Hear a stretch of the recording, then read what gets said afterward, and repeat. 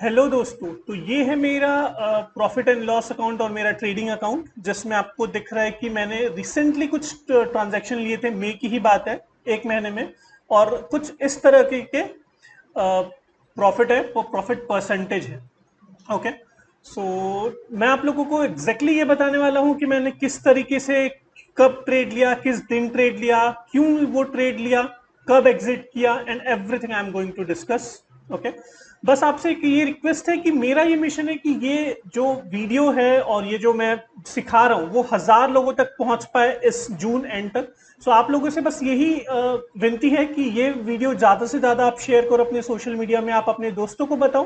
क्योंकि मैं ये जो सारी चीजें सीखा हूं अपने कोर्स लेके या कुछ भी कोर्स परचेज करके, वो मैं आपको फ्री में दे रहा हूं, ताकि आप लोग भी ये एनालाइज कर पाओ और खुद ही इन्वेस्ट करने के लिए एनालिसिस कर पाओ और इन्वेस्ट कर पाओ। ओके।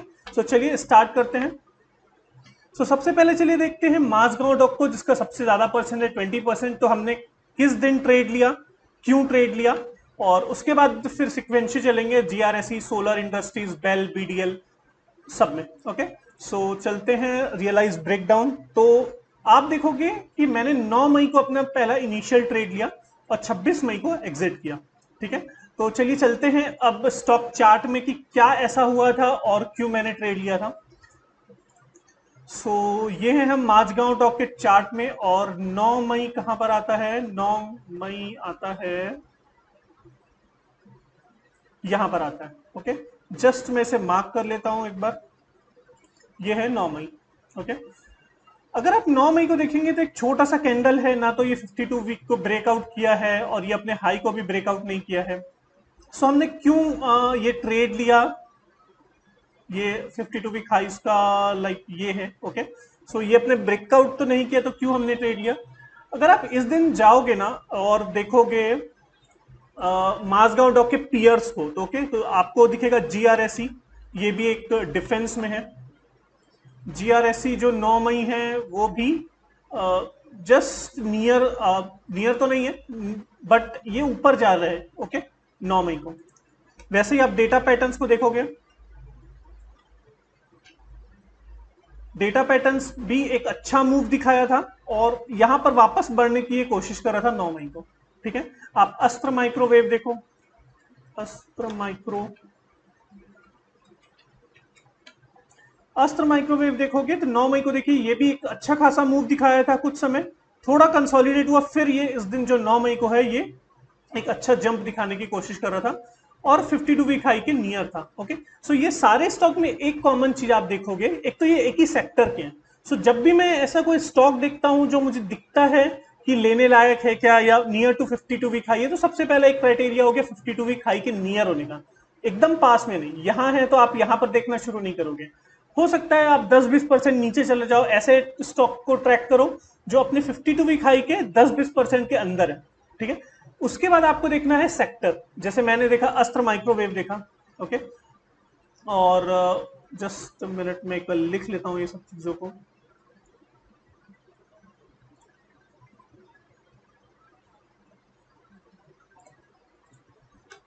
मैंने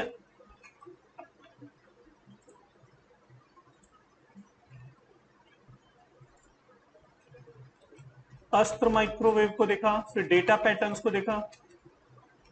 ठीक है। फिर माझगांव डॉक को देखा, उसके जीआरएससी देखा। उसके बाद आपको एक और कौन सा स्टॉक था? अपोलो था। ठीक है। ये सारे एक ही सेक्टर के स्टॉक हैं और मुझे सारे एक ही दिन में ये दिखे कि अपने पिछले दिनों में एक अच्छा खासा मूव दिखाए थे, 52 वीक हाई के पास में है और वापस आज 9 मई को जंप दिखा रहे हैं। तो मैंने ये देख के फिर अस्त्र माइक्रोवेव को लिया और उसके बाद मैंने माझगांव डॉक को लिया, क्योंकि मैं बहुत पहले से उसमें इन्वेस्टेड था। ठीक है। मैंने माझगांव डॉक को लिया यहाँ पर। उसके कुछ दिनों बाद फिर मैंने देखा कि ये वापस बढ़ना शुरू किया यहाँ पर, तो फिर मैंने जीआरएसई लिया, फिर डेटा पैटर्न्स लिया, फिर बीडीएल लिया। हाँ, बीडीएल और बीईएल दोनों भी सेम, अगर आप देखोगे तो 9 मई को फिर अगेन यहाँ पर एक अच्छा खासा मूव दिखाया था, थोड़ा कंसोलिडेट हुआ था और 9 मई को ये मूव करने, यहाँ देखोगे एक विक है। जब मैं लिया था ना तो ये विक नहीं था, मोस्ट प्रोबेबली मैंने यहाँ पर लिया होगा जब ये बढ़ रहा था। ओके। उसके बाद शायद वो गिर गया। तो ये भी 52 वीक हाई के नियर था, मूव किया था अच्छा खासा पिछले दिनों में, और ये वापस मूव करने की कोशिश कर रहा था 9 मई को, ठीक है। तो ये सब देख के मैंने लिया आपका बीडीएल, बीईएल और जो सेक्टर्स के जितने पैसे थे मैंने थोड़े डिस्ट्रीब्यूट किए और सारे स्टॉक लेना शुरू किया, ठीक है। तो ये है माझगांव डॉक के 9 मई की कहानी। चलते हैं जीआरएसई में, जस्ट अ मिनट। तो जीआरएसई अगर आप ब्रेकडाउन देखोगे तो सबसे पहले मैंने लिया था 28 अप्रैल को। तो चलते हैं अब 28 अप्रैल में और देखते हैं कि ऐसा क्या हुआ था 28 अप्रैल को जो मैंने ये शेयर लिया।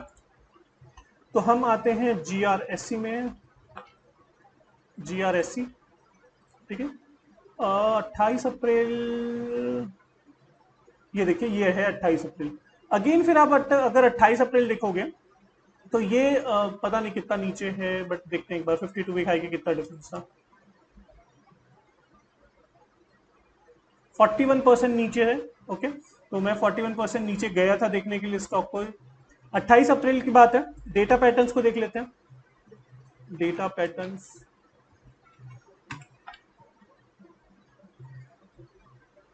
ये देखिए 28 अप्रैल में ये कितना अच्छा खासा मूव दिखाया था, करीब 7% का मूव दिखाया इसने, राइट।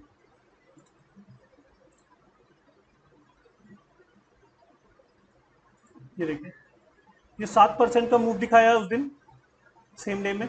और उसके बाद चलते हैं अस्त्र माइक्रोवेव में।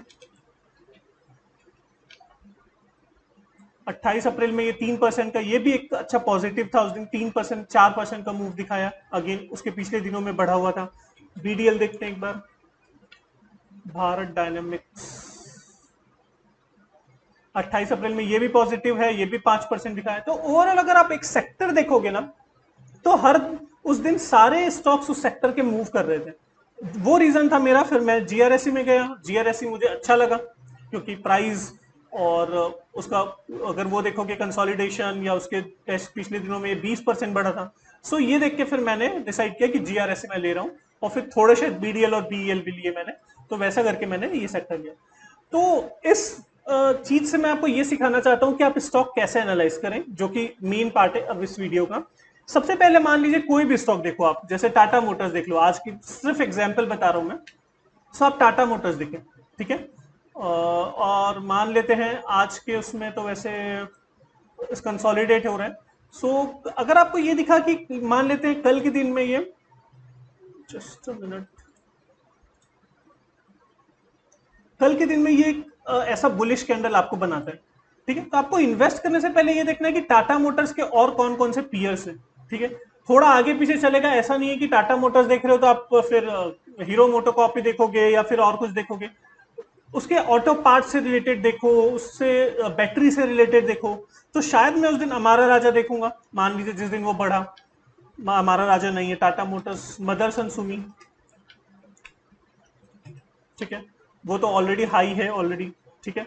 फोर्स मोटर एक अच्छा है, ये भी ऑलरेडी हाई जा चुका है। शायद मैं इस दिन लिया था इसलिए मैंने इंडिकेट करके रखा, और ये अच्छा खासा मूव दिखाया। सो आपको देखना है उसके पीयर्स को देखना है, ठीक है, कि वो उसके पीयर्स कैसा परफॉर्म कर रहे हैं। तो सबसे पहले आप एक स्टॉक को देखोगे, ठीक है। स्टॉक तो आप देखते रहोगे तो समझ में आएगा कौन सा स्टॉक अच्छा परफॉर्म कर रहा है। जैसे ही आपको एक स्टॉक दिखा जो कि मूव कर रहा है, उसके बाद उसके पीयर्स को देखोगे, उसके पीयर्स कैसे मूव कर रहे हैं। अगर उस सेम डे में वो बहुत अच्छे से मूव कर रहे हैं, एक पॉजिटिव साइन दिखा रहे हैं, ठीक है, तो आप देखोगे क्या वो 52 वीक हाई के नियर है क्या। आप 52 वीक हाई के नियर से आप उस कैटेगरी करके उसको सॉर्ट आउट भी कर सकते हो सकता है कि स्क्रीनर आप लगाओ जिसमें ये देख लो कि 52 वीक हाई के कौन कौन से स्टॉक नियर है। जो भी नियर मिला उस दिन ये देखो कि वो स्टॉक में से कौन से सेक्टर परफॉर्म कर रहा है, उस सेक्टर में क्या सारे और कुछ दो चार भी जो है अच्छे टॉप के स्टॉक है वो परफॉर्म कर रहे हैं। अगर हाँ परफॉर्म कर रहे हैं, तो आप एक बाय पॉइंट डिसाइड करो कि आप कब बाय करोगे। ऐसा नहीं है कि कभी भी बाय कर लो उसको, ठीक है। सो जैसे मैं इस दिन बाय किया, तो मोस्ट प्रोबेबली, शायद मैं इस दिन क्यों बाय किया पता नहीं, मोस्ट प्रोबेबली मैं यहां पर बाय करता जब ये बहुत अच्छा खासा 12% का मूव दिखा रहा है स्टॉक, ओके। और अपने इस नियर हाई को कंसोलिडेट जो हुआ था उसको ब्रेक करने की कोशिश कर रहा था। मोस्ट प्रोबेबली मैं यहाँ पर अपना पोजीशन बनाता।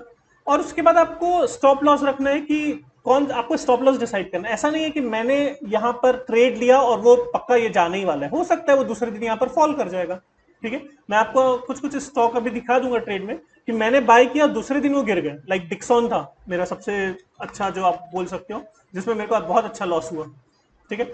मैंने मोस्ट प्रोबेबली ये डिक्सॉन को बाय किया था इस दिन बाय किया था, 16 मई के आसपास बाय किया था, जब ये ब्रेकआउट करने की कोशिश कर रहा था, मुझे लगा ब्रेकआउट होगा, मैंने बाय कर लिया। तीसरे दिन यहाँ पर वो गिर गया 21 मई को, मुझे 7% का लॉस हुआ। ठीक है, सो आपको ये भी डिसाइड करना है कि कब आपका आउट होना है, एग्जिट होना है, अगर वो परफॉर्म नहीं कर रहा है तो। इसके लिए आप मेरा ये जो ऊपर आपको वीडियो दिखाई दे रहा होगा, लिंक उसको देख सकते हो। मैंने इसमें 3 तरीके बताए हैं कैसे मैं स्टॉप लॉस रखता हूँ। आप भी उनमें से कोई स्टॉप लॉस पसंद कीजिए कि आपको जो अच्छा लगता है पसंद कीजिए। इन द सेंस, किसी में ज्यादा लॉस होता है बट थोड़ा स्टॉक को रूम मिलता है, किसी में एकदम कम स्टॉक को रूम मिलता है तो लॉस भी कम होता है। आपको जो आपके रिस्क प्रोफाइल के हिसाब से पसंद आए वो आप स्टॉप लॉस रखिए, कंसिस्टेंट रहिए और स्टॉप लॉस रख के ट्रेड कीजिए, आपको जरूर प्रॉफिट होगा। जस्ट एक लास्ट हम देख लेते हैं मेरे ट्रेड में से कोई अच्छा जिसमें से हुआ था। हमने मासगांव देख लिया, सोलर इंडस्ट्रीज देखें क्या, चलिए डेटा पैटर्न्स देखते हैं। ठीक है, तो डेटा पैटर्न्स मैंने 8 मई को बाय किया और 8 मई को सेल कर दिया, और अगेन 9 मई को बाय किया और फिर 16 मई को सेल किया। तो ये एक अच्छा है कि मैंने क्यों सेल किया, 8 मई को बाय करके तुरंत सेम डे में। तो डेटा पैटर्न्स देखते हैं, डेटा पैटर्न्स वैसे तो मेरे को भी याद नहीं है फिलहाल। 8 मई की बात है, यहां पर देखें, ये मैंने अर्ली बाय किया एकदम कि लाइक वो ब्रेकआउट होगा मुझे लगा। 8 मई को अगर आप वापस देखोगे जाके ये सेक्टर को, डिफेंस सेक्टर को, तो मूव कर रहा था। ये बाय किया मैंने मोस्ट प्रोबेबली ऐसे हाई में बाय किया होगा, और ये आते आते दिन के लास्ट में वो गिर गया स्टॉक। सो मुझे लगा, मैं generally low of the day का स्टॉप लॉस रखता हूं, तो ये शायद क्रॉस करेगा करके मैंने इसे सेल कर दिया। सेकंड डे में वो ऊपर गया तो मैंने वापस बाय किया, क्योंकि मेरी यहाँ पर गलती ये हो गई कि वो जब सेल हो रहा था तो सॉरी वो गिर रहा था तो मैंने सेल कर दिया। तो वो आप गलती बोल लो, स्टॉप लॉस बोल लो, जो बोलना है बोल लो, बट कुछ तो हुआ। बट मुझे लगा नहीं, ये स्टॉक तो जाएगा वापस, तो मैंने वापस 9 मई को बाय किया। और जो आप देख सकते हो यहाँ पर, मैं ऐसा कुछ बोल नहीं रहा हूँ अपने मन से, 9 मई को मैंने बाय किया।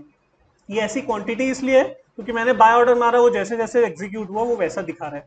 9 मई को मैंने वापस बाय किया और 16 मई को मैंने सेल किया। 16 मई मतलब यहाँ पर जब वो राइजिंग में था, मतलब मैं स्ट्रेंथ में सेल करता हूँ, तो पूरे तो सेल नहीं किए होंगे मैंने। देखिए 16 मई और 19 मई को भी मैंने निकाला है। तो मैं क्या करता हूँ, जब वो स्टॉक अच्छा खासा एक मूव दिखाया मेरे को 9% का, मैंने कुछ पोर्शन निकाल दिए, 20% 30% ऐसा कुछ निकाल दिया। और 19 मई को जब इसने ऐसा एक शूटिंग स्टार टाइप का बनाया, तो मैंने 19 मई को भी कुछ निकाल दिया। उसके बाद शायद कुछ मैंने जाके यहाँ पर कुछ निकाला होगा। ठीक है, मोस्टली अभी मुझे लगता नहीं कि ये बाय लेवल पे है। लग रहा है कि गिर जाएगा, हो सकता है चला जाए ऊपर, कोई नहीं जानता है, बट मैं इतना रिस्क नहीं लूंगा कि यहाँ पर अभी बाय करूं। ठीक है, सो ये थी मेरी कहानी। और कहानी इन द सेंस कि जर्नी, कब मैंने बाय किया, क्यों बाय किया, कैसे बाय किया, मैं स्टॉप लॉस कैसे रखता हूं, कैसे स्टॉक को प्रोफाइलिंग करता हूं। तो ये एक तरीका है, और 2-4 तरीके हैं जिससे मैं स्टॉक को प्रोफाइल करता हूं, तो वो हम कभी किसी और वीडियो में डिस्कस करेंगे। होप आपको ये वीडियो पसंद आया होगा। आपसे रिक्वेस्ट है कि ये वीडियो जरूर जरूर शेयर कीजिएगा, और मेरे जो मिशन है 1000 लोगों को समझाने का, पढ़ाने का और ये तरीका बताने का, वो अचीव करने में मेरी हेल्प कीजिएगा। मिलते हैं नेक्स्ट वीडियो में, और कुछ ऐसे अच्छे खासे मैं जो अपने ट्रेड लेता हूं और जो सक्सेसफुल हुए वो आपके साथ शेयर करूंगा कुछ नेक्स्ट वीडियो में। मिलते हैं नेक्स्ट वीडियो में, तब तक के लिए गुड बाय।